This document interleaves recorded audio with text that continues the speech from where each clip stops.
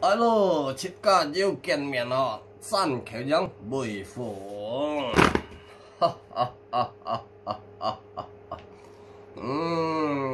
Kiến bún nhít ngay lò bá.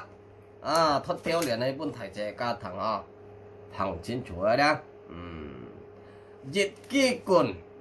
dít niệm trong, dít giả mô mía xìm liang ca mà cái. Phơi ghê ca mà cái东西như thằng chính chủ mà mua thằng chính chủ ngày lò bát dây công ca dịch kỳ bên như sao thằng dịch kỳ quân đem dịch niệm trong dịch giả mô mía sim liang